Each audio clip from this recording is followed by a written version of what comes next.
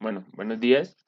Mi nombre es Daniel Alejandro Rodríguez Acosta. Mi grupo está conformado por mi compañero Juan Sebastián Barrera Becerra y David Arturo Torres. Hoy les vamos a explicar cómo fue nuestro proceso de simulación de nuestro mecanismo Stevenson en SolidWorks y cuáles fueron las complicaciones que tuvimos a la hora del montaje y de la simulación. Bueno, inicialmente yo les voy a mostrar cómo fue la elaboración de las piezas, qué se tuvo en cuenta y cuáles fueron los problemas como tal en la simulación. Mi compañero Sebastián va a explicar los problemas relacionados a los cálculos realizados en el SolidWorks y también teóricos, haciendo como una comparación y también exponiendo los problemas que tuvimos. Y por último, mi compañero David Torres se dedicará a explicar los problemas que tuvimos a la hora del montaje y cómo se puede comparar esto en el SolidWorks. Entonces, inicialmente tenemos el diseño de una pieza principal que va a contener como tal un soporte para la rueda giratoria que iría en esta parte, un soporte para la rueda que sostiene la polea del mecanismo y estos dos de acá se podrían considerar como el soporte de todo lo que vienen a ser las, entre comillas, patas del mecanismo o como tal digamos, los soportes que permiten que este mecanismo se mantenga pues en la superficie. Entonces, este podría considerarse y nosotros lo llamamos como un mecanismo principal. Luego vendría a ser pues lo que tiene que ver con la rueda giratoria, que va a ser muy importante. Lo vamos a mencionar un poco más adelante. Por otro lado tenemos esta conexión que fue elaborada con el propósito de posicionarla en la rueda giratoria para establecer una conexión con lo que nosotros llamamos, nuevamente repito, patas. Por otro lado, por otro lado, tenemos esta L, esta pieza en forma de L, que va a dar la conexión entre la pieza principal que se mencionaba previamente y como tal las patas del sistema. Pero para enlazar la pieza que mencionaba antes, que era esta, que es como tal la conexión de la rueda giratoria, y la anterior, se requiere también una conexión en forma de arco, que la acabo de cerrar.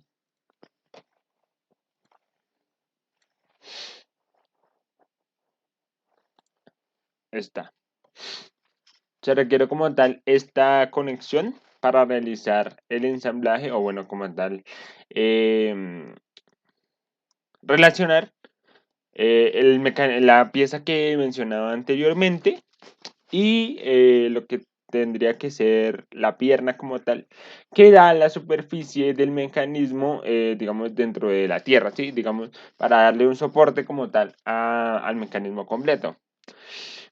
Como lo mencionará mi compañero David más adelante, nosotros elaboramos solo una cara, de tal manera que pues el sistema vendría con las piezas ensambladas completas. Se vería de esta forma. Se vería de esta forma. Como lo mencionaba previamente, es importante mencionar que el motor giratorio se va a posicionar en esta rueda que podemos ver acá, ya que va a ser el movimiento principal de nuestro sistema y lo podremos ver más a profundidad con la siguiente simulación. Vamos a poner un estudio de movimiento que pues ya yo la tenía previamente establecido.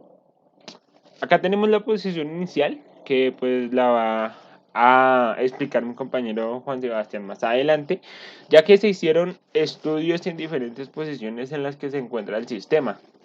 Pero como tal, podemos ver que el motor se posiciona dentro de la rueda giratoria, ya que estos movimientos de acá, de este mecanismo de acá, van a dar la relación de la rueda giratoria con las patas del sistema, con lo cual nos va a permitir este movimiento que pues va a ser como el movimiento fundamental.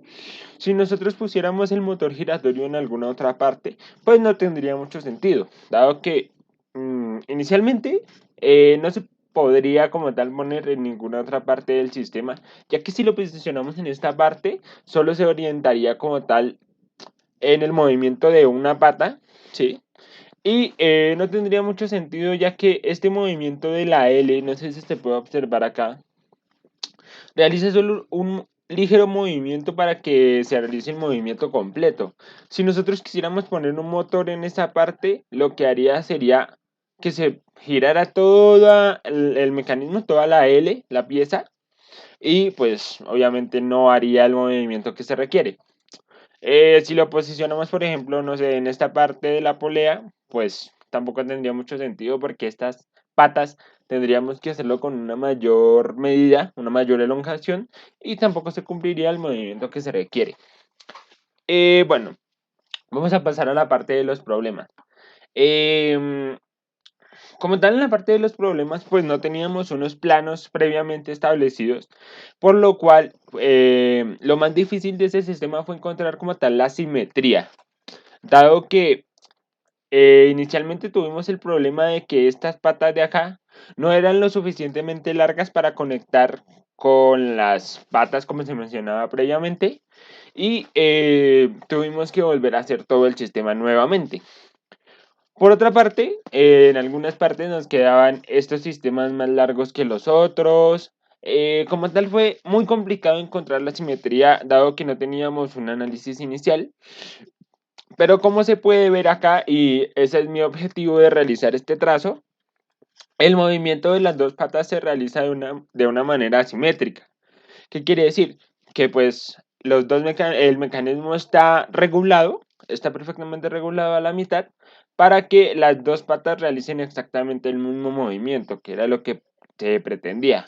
Y con mismo movimiento me refiero a lo que se puede ver en pantalla. Básicamente el trazo nos muestra que el movimiento es totalmente simétrico. Por otro lado, ir sacando las medidas, obviamente, e ir probando, como se dice coloquialmente, prueba y error, hasta que nos saliera el mecanismo completo. Y por otro lado, en la guía se podía establecer de diferente manera este sistema. Pero si seguíamos todo como se mencionaba en la guía, había un pequeño roce entre las patas del sistema. No sé si se puede ver que hay como un momento en el movimiento en el que estas patas, eh, digamos como tal, aquí se ve como que chocaran, pero en realidad no chocan. Pero si lo hacíamos exactamente siguiendo la guía que se propuso en clase, estas patas chocaban y generaban un ligero roce y por lo tal el movimiento no se realizaba de una manera correcta. Por otro lado, es importante establecer que la solución para este sistema, la solución para este problema fue cambiar una medida dentro de las patas que realizan la conexión de la rueda giratoria con todo el sistema de las patas. Así pudimos conseguir que no existiera ningún choque ni ningún roce entre las dos patas del sistema. Y ya, pues eso sería todo. Los dejo con mi compañero Juan Sebastián, que les va a explicar la parte de los cálculos, y con mi compañero David, que va a mencionar esta parte que le menciono del roce de las patas y va a explicar todos los problemas relacionados con el montaje físico.